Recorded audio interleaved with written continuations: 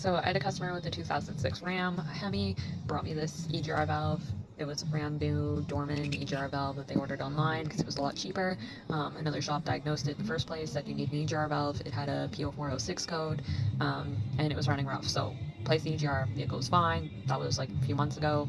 Again, I asked if they wanted to diagnose it. They said no. So I literally just changed the part. I didn't supply it, put it on, sent it, and all was good from what he said up until now.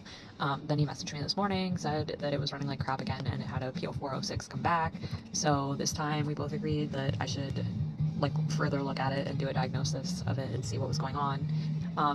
It was the EGR valve, but it was a problem with Dorman EGR valves.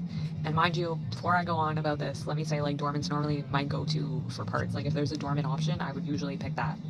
But anyways, so the first one was Dorman, so he ordered a Dorman to warranty it out, and then when I went there to, you know, check it, swap it, whatever, I tested the new one he brought me, and I tested the old new Dorman part that he brought me, and key on, engine off, both of them, on the 5 volt were 3.7, when they're supposed to be 4.2 volts, so that obviously isn't right. Unplug it, I get my 5 volts, so I know like my 5 volt reference is good. I have good ground. I didn't load test any of the circuits, but just as like, you know, checking voltages with a multimeter, that's what I had.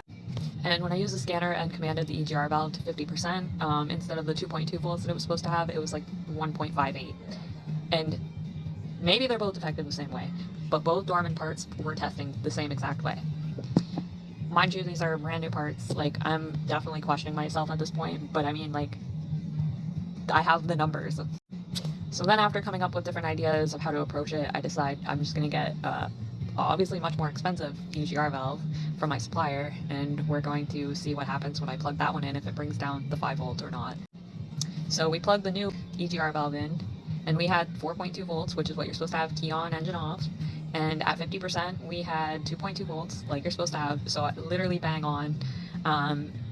I didn't even try to fully install the new Dorman part. I think that there is clearly a problem with it, and I think it will work fine for a little while because, you know, it's such a small difference in voltage, but obviously at some point it's just not going to work right because you need like exact voltages. Otherwise everything's going to be skewed. So deep down I want to take this apart, but I don't know if you'll physically find anything wrong with it or not, but clearly something was wrong with the Dorman part.